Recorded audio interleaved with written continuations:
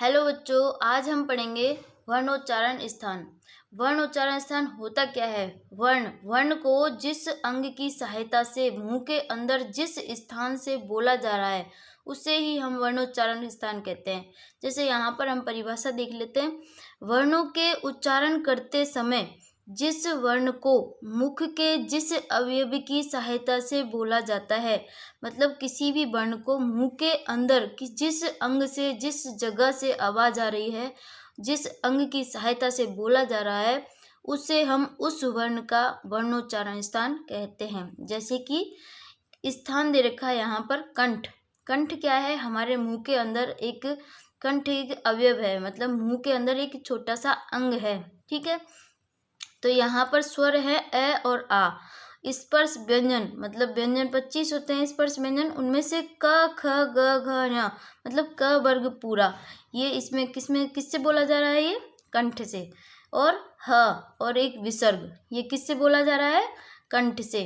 और इनको हम क्या बोलते हैं? इनको हम कंठ को संज्ञा दी गई है यहाँ पर कंठ्य। ठीक है, ऐसे ही है तालु। तालु से कौन कौन से शब्द वर्ण बोले जा रहे हैं? जैसे ई, ये दोनों क्या हैं? स्वर। ये दोनों स्वर तालु से बोले जाते हैं। च वर्ग पूरा, च छ ज झ य, ये किससे बोले जा रहे हैं? तालु से। और य और एक स, ये इनको क्या संज्ञा दी गई है? तालव्य। ठीक है, इन्हें तालव्य कहा जाता है। अब है मूर्धा। मूर्धा में क्या क्या आता है? एक तो री और री, और एक ट वर्ग पूरा आ जाता है, ट ठ ड ढ य ण, और एक अंतस्थ वर्ण आएगा इसमें र, और उस वर्ण आ जाएगा स। इन्हें हम क्या बोलते हैं? मूर्धन्य। ठीक है, अब इनका उच्चारण स्थान क्या हो गया? मूर्धा। ठीक है, अब है दंत। दंत दंत से क्या क्या बोला जाता है? तो एक तो आ जाता है ली। ली को दंत से बोलते हैं। ठीक है, मतलब ये इन शब्दों को हम टच करते हैं, इन शब्दों को जब बोलते हैं जब दांत है वहां पर टच होते हैं। ठीक है, जैसे कि इसमें क्या क्या आ जाएगा? त वर्ग पूरा कंप्लीट आएगा, त थ द ध न, और इसमें अंतस्थ में ल आ जाएगा और स। तो इन्हें हम क्या बोलेंगे? दंत्य। ठीक है, अब है ओष्ठ। ओष्ठ में क्या क्या आता है? उ और उ, इनको हम ओष्ठ मतलब होठ। ठीक है, तो इनको हम ओष्ठ की सहायता से बोलते हैं। प फ ब भ म, प वर्ग पूरा होठों की सहायता से ही बोला जाता है। ठीक है, और एक उपमानीय शब्द हमने पहले पढ़ चुके हैं वर्ण विचार में, प और फ, इनको हम किससे बोलेंगे? होठों की सहायता से, मतलब इनको ओष्ठ ओष्ठ कहा गया है। तो ओष्ठ, इसमें क्या हो जाएगा? उच्चारण स्थान। अब है नासिका।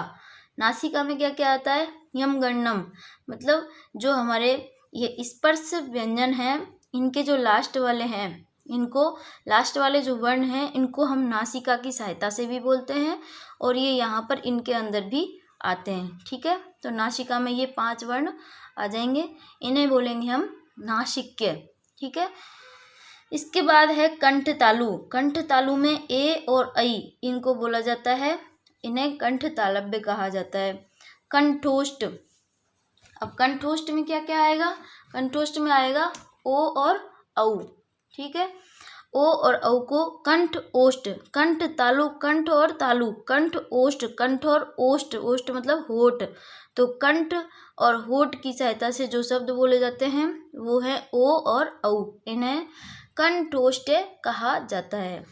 अब आएगा दंतोष्ठ। दांत और होठ, दंत और ओष्ठ, दांत और होठों की सहायता से बोला जाता है, उसे हम दंतोष्ठ कहते हैं। तो इसकी सहायता से बस एक ही वर्ण है, वो है वह को हम दंतोष्ठ भी कहा जाता है, दंतोष्ठ भी कहते हैं। अब है जीवा मूल। जीवा मूल में हम वर्ण विचार में इनको पढ़ चुके हैं कि इसके अंदर क्या क्या आता है। इसमें आता है क और ख, तो इन्हें हम जीवा मूल्य भी कहते हैं। अब हम एक बार इनको सूत्र के साथ में देख लेते हैं। जैसे कि यहाँ पर कंठ है, कंठ के लिए एक हम सूत्र याद करेंगे, अकुह विसर्जनीयानाम कंठः। अकुह विसर्जनीयानाम कंठः। इसमें क्या आएगा? अ से अ और आ, क से क वर्ग, और विसर्जनीय ह से ह, और विसर्जनीय नाम से विसर्ग। तो अ, आ और क वर्ग, ह तथा विसर्ग किसके अंदर आते हैं? ये कंठ के अंतर्गत आते हैं। ठीक है, अगर आपको ये याद है तो आप इन्हें आसानी से कर सकते हो। ठीक है, इसी प्रकार है तालु, इच्चु ऐसा नाम तालु।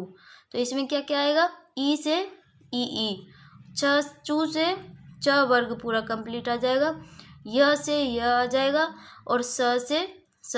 तो ये वर्ण किस में आते हैं? तालु में। ऐसे है मूर्धा। अब मूर्धा का क्या है? ऋतुर्षा नाम मूर्धा।